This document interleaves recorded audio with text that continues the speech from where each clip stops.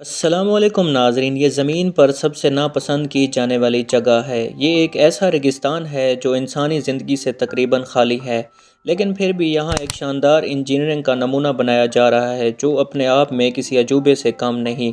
چلی کے ایٹاما ڈیزرٹ کے بیچوں بیچ سمندر سے 10,000 فیٹ اونچے پہاڑ کی چوٹی پر دنیا کے سب سے بڑے ٹیلی اسکوپ کی کنسٹرکشن کا کام چل رہا ہے۔ ناظرین، کیا آپ کو اس بات کا علم ہے کہ لیننگ ٹاور آف پیسا سے بھی 40% اونچا یہ ٹیلی اسکوپ جب کمپلیٹ ہوگا تو یہ ہماری یونیورس کے دور دراز پلینٹس کو ہماری آنکھوں کے مقابلے میں 5200 گنا زیادہ قریب سے دیکھ سکے گا، اور یہ امیجز ہبل اسپیس ٹیلی اسکوپ سے بھی 15 گنا زیادہ شارٹ ہوں گی۔ پر زمین کی سب سے خشک جگہ پر دنیا کا سب سے بڑا ٹیلی اسکوپ بنانا کسی چمتکار سے کم نہیں ہے۔ ایٹما کاما ڈیزرٹس انٹارکٹیکا کے بعد دنیا کا خشک ترین ایریا ہے، جہاں کچھ ایسے حصے پائے جاتے ہیں جہاں اتحاد میں ایک بار بھی بارش کی بوند نہیں پڑی۔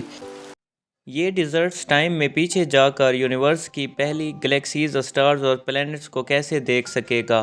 ارتھ جیسے دوسرے پلینٹس کو ڈھونڈنے میں یہ ٹیلی اسکوپ سائنس دانوں کی کیا مدد کر سکتا ہے؟ اور سب سے بڑھ کر کے سائنسدان اور کنسٹرکشن ٹیم کو ایٹاگاما ڈیزرٹس کی اونچائیوں میں ایک فٹ بال فیلڈ جتنے بڑے ڈوم کی کنسٹرکشن کے دوران کن کن مشکلات کا سامنا کرنا پڑا؟ یہ سارے کے سارے راز ہم آج اپنی اس ویڈیو میں جانیں گے۔ ناظرین، سب سے پہلے نعیم ہاؤس کی ویڈیوز میں آپ کا ویلکم ہے۔ ناظرین، ساؤتھ امریکہ کے پیسیفک اوشن فرنٹ پر 1000 کلومیٹر پر پھیلا ہوا یہ ہے چلی کا ایٹاکاما ڈیزرٹس۔ انٹارکٹیکا کے بعد یہ دنیا کی سب سے خشک ترین جگہ مانی جاتی ہے۔ یہاں قدرت کے ایسے انوکھے رنگ ہیں جنہیں شاید ہم پہلی بار دیکھ رہے ہیں۔ یہاں جوالا مکھی بہت کثرت سے پائے جاتے ہیں۔ اس کے علاوہ ڈیتھ ویلی نمک سے بھرے ہوئے ہزاروں اسکوائر کلومیٹر پر پھیلے صحرا اور دھند یعنی فوگ کا ایسا سلسلہ پایا جاتا ہے جو بہت بھیانک ہوتا ہے۔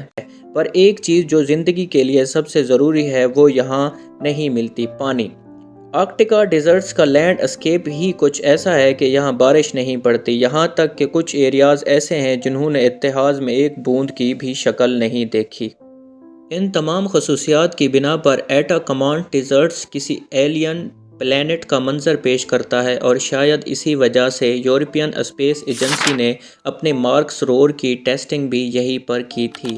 چلی کے کیپٹل سینٹیاگو سے 13,000 کلومیٹر دور اور قریبی شہر سے 130 کلومیٹر کے فاصلے پر سمندری سطح سے 10,000 فیٹ اونچے اس پہاڑ پر یہ ایک غیر معمولی پروجیکٹ زیر تعمیر ہے جو انسانیت کو اسپیس میں دوسری دنیا کا منظر دیکھنے کا موقع دے گا۔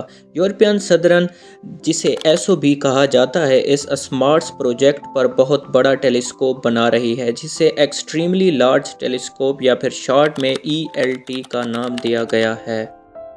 ناظرین، حالانکہ اس کی کنسٹرکشن ابھی مکمل نہیں ہوئی، لیکن اسے دیکھ کر یہ اندازہ لگانا مشکل نہیں ہوگا کہ اسے یہ نام کیوں دیا گیا ہے۔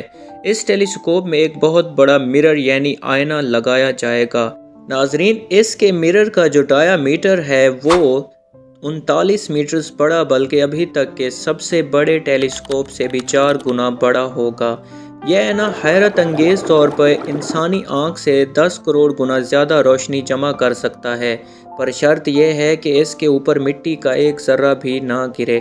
اس سے بچنے کے لیے ٹیلی اسکوپ کو ایک بہت بڑے اسٹیل ڈوم سے کور کیا جائے گا جس کا وزن لگ بھگ 2400 پک اپ ٹرکس جتنا وزنی ہے۔ ناظرین، آلموسٹ 6000 ٹن۔ اس ڈوم پر بہت بڑے دروازے لگائے جائیں گے جو دن کے وقت بند رہیں گے۔ یہ ڈوم اتنا اونچا ہے کہ اس کے اندر اسٹیچو آف لبرٹی بھی کھڑا ہو سکتا ہے، اور پھیلاؤ کی بات کی جائے تو اس کے اندر ایک پوری فٹ بال فیلڈ بھی بنائی جا سکتی ہے۔ اس کے نیچے ایک ہائی ٹیک پلیٹ فارم لگایا گیا ہے جو پورے ٹیلی اسکوپ کو 3 ڈگریز گھمانے کے قابل بناتا ہے تاکہ رات کو آسمان کے کسی بھی حصے کو دیکھنا آسان ہو۔ یہ سوچنے کی بات ہے کہ دنیا کے اس ویران علاقے میں جہاں آس پاس میلوں دور کوئی آبادی نہیں، کنسٹرکشن ٹیم نے اس پیچیدہ پروجیکٹ کی شروعات کیسے کی ہوگی؟ خاص طور پر جہاں نہ روڈز تھے، نہ بجلی اور نہ ہی پانی، اور اوپر سے کنسٹرکشن بھی پہاڑ کی چوٹی پر۔ اس پروجیکٹ کے لیے ایسو نے سب سے پہلے یورپ میں ہی کافی جگہوں کا معائنہ کیا لیکن آخر میں ان کو ساؤتھ امریکا کے اس لوکیشن کو چننا پڑا۔ ایسو یورپ کی ایک گورنمنٹ آرگنائزیشن ہے جس نے 16 کنٹریز کے ممبرز موجود ہیں۔ ایسو کے پروجیکٹ ہیڈ کا کہنا ہے کہ LT کے لیے اس جگہ کو سلیکٹ کرنے کے پیچھے بہت ساری وجوہات ہیں۔ سب سے پہلا یہ کہ ان کو ٹیلیسکوپ کے لیے ایسی جگہ چاہیے تھی جہاں دور دور تک کوئی شہر نہ ہو۔ اس کا ریزن ہے لائٹ پولوشن۔ آپ نے دیکھا ہوگا کہ رات کے وقت بھی اکثر شہروں کے اوپر روشنی ہوتی ہے، اور اگر اوپر بادل ہوں تو پلینٹس کو کیسے دیکھا جا سکے گا؟ یہ روشنی ہزاروں لائٹ ایئرز دور کسی ستارے کی روشنی سے تو کافی زیادہ ہی ہوتی ہے، جو ٹیلیسکوپ سے جنریٹ ہونے والے امیج کو خراب کر سکتی ہے۔ پر اس طرح کی بہت ساری لوکیشنز خود یورپ میں بھی پہاڑوں پر موجود ہیں، تو پھر ساؤتھ امریکا کی اس لوکیشن کو ہی کیوں چنا گیا؟ LT کو صرف لائٹ پولیوشن سے بچانا ہی کافی نہیں، صاف آسمان کا ہونا بھی بہت ضروری ہے۔ یورپ میں زیادہ تر ٹراپیکل موسم رہتا ہے، جس کی وجہ سے اکثر یہاں بادل ہوتے ہیں، پر ایٹاکاما ڈیزرٹس کیونکہ دنیا کے خشک ترین ٹکڑوں میں سے ایک ہے، تبھی یہاں سال کے 365 دنوں میں سے 320 دن بادل نہیں ہوتے، جو کہ دور دراز کے گلیکسیز کو دیکھنے کے لیے بہت ضروری ہے۔ 2010 میں ایسو کی ٹیم نے مختلف جگہ پر ٹیسٹ کیے اور آخر کار ان کو ایٹاکاما ڈیزرٹس کی یہ لوکیشن سب سے بہترین لگی۔ ناظرین، ہمیں سبسکرائب کرنا نہ بھولیے گا۔ آج کے لیے اتنا کافی ہے، ملتے ہیں اگلی ویڈیو میں، تب تک کے لیے اپنا بہت سارا خیال رکھیے گا۔ اللہ حافظ۔